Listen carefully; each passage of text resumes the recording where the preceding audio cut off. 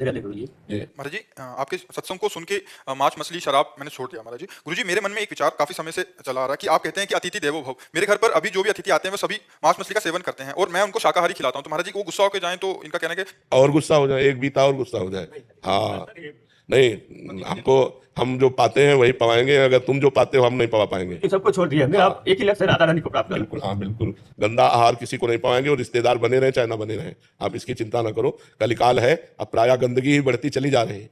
कोई ये सात्विक आहार पसंद नहीं करता, दाल रोटी, अब सब गंदे आहार की तरफ बढ़ती जा रही। तो आप गंदे मत बनो, आप स्वयं पवित्र रहो और जो आए उनको पवित्र पवाओ। मन आवे तो पाओ, ना आवे तो आप चले जाओ। गुरु जी अगर नहीं पाके जाए तो मेरा कुछ नहीं, कोई उसमें अपराध नहीं, उत्तम मार्ग है, उत्तम बात है। कोई गलत आचरण करे तो हम उसको गलत आचरण करवावे तभी वो खुश रहेगा, ऐसा नहीं है।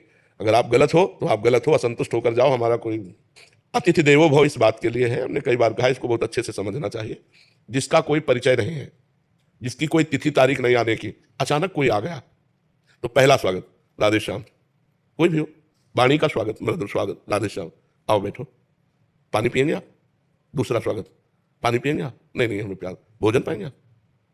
पवा दीजिए तो पवा दीजिए। तो हमारे यहाँ तो दाल रोटी है, आप पाएंगे? नहीं, ये तो मैं नहीं पाता, मैं तो मांस पाता हूँ, तो हमारे यहाँ सुविधा नहीं। खत्म। अब जैसे कोई संत आता है तो दो बातें तो आप दे ही सकते हैं, मधुर वचन और जल। हमको रुपया चाहिए यज्ञ करने के लिए, भाई हमारे पास नहीं है, और है भी तो हमारी श्रद्धा नहीं, कुछ अपराध नहीं बनता। आप अगर सत्य से चल रहे हैं, कोई अपराध, हम आपको नहीं जानते, हमारी श्रद्धा नहीं कि हम 5,000 आपको दें, पता नहीं 5,000 का आप यज्ञ करोगे कि शराब पियोगे कि क्या करो। हमारी श्रद्धा बन जाए कि हम ये जाने कि आप पात्र हो, तो फिर हम आपको अर्थ दे सकते हैं। तो ये हम प्रवचन क्यों करें? हम तो सीधी बात है, दो का स्वागत किया, वचन और जल। तीसरा भोजन हमारे अनुसार, चौथा अर्थ श्रद्धा के अनुसार। अगर हमारी श्रद्धा है तो हम देंगे, हमारी श्रद्धा नहीं तो नहीं देंगे। बिल्कुल नहीं डरना चाहिए, कोई अपराध नहीं लगता।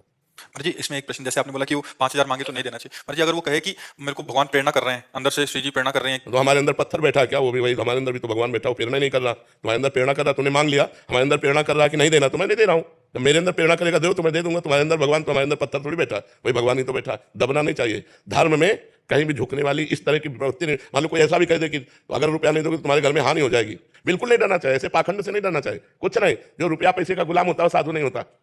जो दूसरों से रुपया मांगे साधु नहीं होता। तब लग जोगी जगत गुरु, जब लग रहा है निराश, और जब आशा मन में भाई जग गुरु जोगी दास, भगवान का दास बन करके साधु भेष रख कर रुपया मांगे घूमे, वो लक्ष्मी महारानी का दास हो सकता था, नारायण का दास नहीं हो सकता। तो हमको माया के दास से डरने की जरूरत नहीं है, हाँ भगवान के दास से डरने की जरूरत है। कोई भूखा आया है और कह रहा भोजन पवा दो, अब आपकी बड़ी तीव्रता से आपको कहीं जाना है, अब आपको समस्या है, आप पहले भोजन की व्यवस्था उसकी करो। धर्म कहता है वो दरवाजे पे भूखा आया, वो वापिस न जाने पावे, हमारे पास जो कुछ जल पात्र भोजन जो भी है आप पा लीजिए, फिर हम अन्य कार्य देखेंगे। उस समय अवहेलना न करें कि हम लोग पार्टी के लिए जा रहे हैं, घूमने जा रहे हैं, और कोई अतिथि, कोई साधु महात्मा भोजन की याचना करे तो तत्काल व्यवस्था की, जैसे भी बने। मान लो बाजार में हो आप तो मीठा और फल आदि खरीद करके आप पा लीजिए।